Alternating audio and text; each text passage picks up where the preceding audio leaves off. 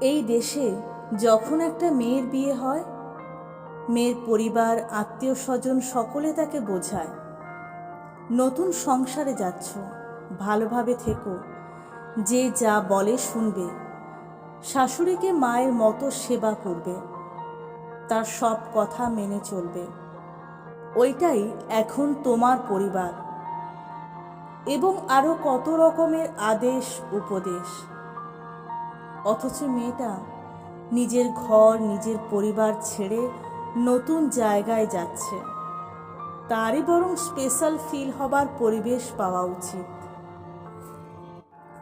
আমি আমার জীবনে কখনো কাউকে কোনো বিয়েতে ছেলের মাকে বোঝাতে দেখিনি যে আপনার ছেলের বিয়ে হচ্ছে, এখন থেকে তার জীবনের অনেক সিদ্ধান্ত তার স্ত্রী নেবে, সেখানে আপনি হস্তক্ষেপ করবেন না। একটা মেয়ে নিজের সব কিছু ছেড়ে আপনার বাসায় আসছে, সে যেভাবে চাইবে সেভাবেই সব কিছু করবেন, যেন তার মনে না হয় সে পরিবার থেকে দূরে আছে। তাকে অনেক ভালোবাসা দেবেন, নিজের মেয়ের মতন করে রাখবেন। অবশ্য কিছু শাশুড়ি বিয়ের দিনে মা বাবাকে বলে, আপনার মেয়ে আমাদের বাসাতেও মেয়ে হয়েই থাকবে, বউ নিয়ে যাচ্ছি না, মেয়ে করে নিয়ে যাচ্ছি। আসলেই কি তাই হয়? নাকি যাওয়ার পর প্রত্যেকটা পদে পদে বোঝানো হয়, তুমি বাইরের মেয়ে, তুমি কিছুদিন হলো আমার ছেলের জীবনে এসেছো, ছেলের পছন্দ অপছন্দ সব আমি জানি, বউ হয়ে এসেছো, চুপচাপ থাকো, যা সিদ্ধান্ত নেওয়ার আমি নিব। আমি আমার ছেলেকে অনেক কষ্ট করে বড় করেছি, এই হাতিয়ার তো আছেই, কিছু ঘটলেই এই হাতিয়ার চালালেই ব্যাস, সবাই শাশুড়ির পক্ষে। তার ছেলের বউটা কি কারো সন্তান না? তাকে কি তার মা জন্ম দেয়নি? সে কি নদীর পানিতে ভেসে এসেছে?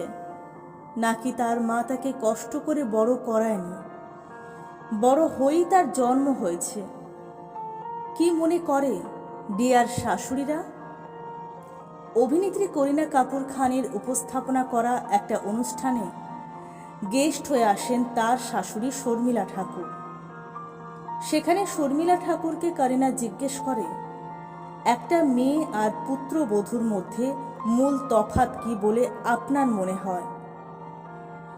শর্মিলা ঠাকুর উত্তর দেয়, মেয়ে এমন কেউ যার সাথে মায়ের শুরু থেকে বসবাস, তাই মা জানে মেয়ের স্বভাব কেমন, কি করলে তার রাগ হয়, মন খারাপ হলে কিভাবে সামলানো যায়, কিভাবে তার সাথে ডিল করা যায়। অন্যদিকে ছেলের বউয়ের সাথে যখন দেখা হয়, তখন ছেলের বউ অলরেডি একজন প্রাপ্তবয়স্ক মানুষ, তাই তার স্বভাব সম্পর্কে খুব বেশি জানা থাকে না। এই জন্য সময় লাগে তার সাথে সহজ সম্পর্ক তৈরি হতে। একটা মেয়ে যখন তোমার বাসায় ছেলের বউ হয়ে আসে, তোমার উচিত তাকে কমফর্টেবল ফিল করানো। সে যে ধরনের খাবার খেতে অভ্যস্ত সেসবের ব্যবস্থা করা। আমার কথা বলি, আমি বাঙালি পরিবার থেকে এসেছিলাম, ভাত খেতাম, অন্যদিকে আমার শ্বশুরবাড়ির সবাই খেত রুটি। এসব ছোট ছোট বিষয় মনে হলেও দীর্ঘ সময়ের জন্য এইসব অনেক গুরুত্বপূর্ণ। আর এটা ছেলের পক্ষেই দায়িত্ব মেয়েটাকে কমফোর্ট দেওয়া এবং খুব বেশি ইন্টারফেয়ার না করা। যেমন আমার ছেলে এটা পছন্দ করত, ওটা করত, এসব বলে সম্পর্ক টেক ওভার করা উচিত না। বুঝতে হবে, ছেলে এবং ছেলের বউ একটা নতুন সম্পর্কে জড়িয়েছে। তাদের সম্পর্ককে সময় দেওয়া উচিত, যেন তারা সেটাকে সুন্দর করে গুছিয়ে নিতে পারে। তাদেরকে তাদের স্পেস দেওয়া উচিত। কথাগুলো আমার এতই ভালো লেগেছিল। এদিকে আমাদের দেশে কোনো ছেলে যদি বউয়ের সাপোর্টে একটা কথাও বলে, তাহলে দেখা যায় ছেলের মা কান্নাকাটি শুরু করে দেয়, ওই ডাইনি আমার ছেলেকে জাদু করেছে বলে। ডিয়ার শাশুড়িগণ বুঝতে চান না যে তাদের সেবা করার বা তাদের কথা শুনে চলার কোনো দায়িত্ব ছেলের বউয়ের নেই। ছেলের বউ যদি সেবা যত্ন করে সেটা আপনার কপাল, কিন্তু সে বাধ্য নয়। আপনি আপনার ছেলেকে জন্ম দিয়েছেন, বড় করেছেন, তাই তার কাছে সেবা যত্নের আশা করতে পারেন। ছেলের বউয়ের কাছে তখনই আশা করতে পারেন যখন তার জন্য আপনি কিছু করবেন। আপনি যদি তাকে মেয়ের মতো ভালোবাসেন, সেও আপনাকে মায়ের মতো ভালোবাসবে। কিন্তু আপনারা তো ছেলের বউকে নিজের প্রতিদ্বন্দ্বী মনে করেন ছেলেকে কেড়ে নিচ্ছে। আপনার ছেলেকে সে কেড়ে নেওয়ার তো কেউ নয়, সে আপনার ছেলের জীবন সঙ্গী, জীবনের অবিচ্ছেদ্য অংশ। তাকে ছাড়া আপনার ছেলে পরবর্তী জেনারেশন আনতে পারবে না পৃথিবীতে, তো তার প্রতি কেয়ারিং হবে না? আর ছেলেরা, আপনাদের মা আপনাকে জন্ম দিয়েছেন নিজে মা হবার জন্য, এবং জন্ম দেওয়ার কারণে আপনার লালন পালন থেকে শুরু করে আপনাকে একটা ভালো জীবন দেওয়া তার দায়িত্ব। উনি উনার দায়িত্ব পালন করেছেন, আপনিও আপনার দায়িত্ব পালন করুন। তার জন্য যেসব করা প্রয়োজন করুন, নিজে করুন।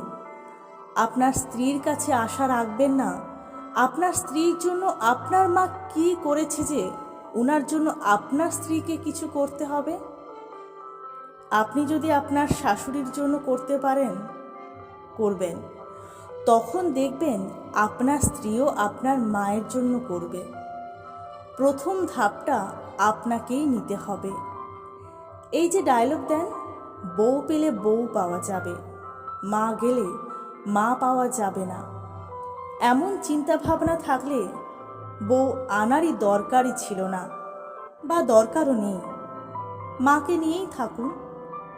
একটা মেয়ে আপনার জন্য নিজের সব কিছু ছেড়ে চলে আসবে, আপনার সাথে থাকবে, আপনার সাথে সন্তান জন্ম দেবে। আর আপনি ভাবেন সে চলে গেলে আরেকটা বউ নিয়ে আসবেন? এমন চিন্তা ভাবনা করলে বলতেই হয় আপনি কোনো মেয়ের স্বামী হবার যোগ্য নয়। শ্বশুরবাড়িতে একটা মেয়ের অবস্থা কেমন হবে এটা অনেকাংশে নির্ভর করে মেয়েটার স্বামীর ওপর। স্বামী যদি নিজের পরিবারকে বোঝাতে পারে তার স্ত্রী হয়ে যে আসবে তার যেন কোনো অসম্মান না হয়, তার সাথে যেন সবাই ভালো ব্যবহার করে, তাকে আরামে থাকার ব্যবস্থা করে দেয়, তাহলে সেই বাসায় মেয়েটা ভালো থাকে। আফসোসের বিষয় হচ্ছে এই দেশের ছেলেরা নিজের পরিবারের সামনে স্ত্রীর সম্মানের জন্য কথা বলতে পারে না। আবার যদি কোনো ছেলে বলেও ফেলে তাহলে তাকে কাপুরুষের ট্যাগ দেওয়া হয়, বউয়ের আঁচলের নিচে থাকতে বলা হয়। এসব কথার চাপে দেখা যায় ছেলেটা পরিবারকে কিছু বলে না, পরিবারও ছেলের বউয়ের সাথে যাচ্ছে তাই ব্যবহার করে। আর অশান্তি দেখতে দেখতে ছেলের বউয়ের মনও বিষাক্ত হয়ে যায়, আর সে বিষ ছাড়ে নিজে যখন শাশুড়ি হয় তখন। কথায় কথায় বলে, আমি শ্বশুরবাড়িতে এত অত্যাচার সহ্য করেছি, আমার ননদ এই করেছিল, শাশুড়ি ওই করেছিল। অর্থাৎ ঘুরে ফিরে ওই একই সার্কেলে ঘুরতে থাকে সমাজ। অথচ কোনো শাশুড়ি যদি ভাবে আমাকে যেসব অত্যাচার সহ্য করতে হয়েছে, আমি আমার ছেলের বউকে সেসব সহ্য করতে দেব না, তাকে অনেক ভালোবাসবো, তাকে যদি ভালোবাসি সেও আমাকে ভালোবাসবে, এটুকুই ভাবলেই কত কিছু সহজ হয়ে যেত, কত সম্পর্ক সুন্দর হতো, কত মান অভিমান অভিযোগ শেষ হয়ে যেত। কিন্তু না, তিনারা এইসব ভাববেন না। শাশুড়ি হয়ে নিজেকে এতই ক্ষমতাধর মনে করেন যে উনি যা ভাববেন তাই সঠিক। উনি যা বলবেন তাই করতেই বাধ্য, আর অবাধ্য হলেই ব্যাস অশান্তি।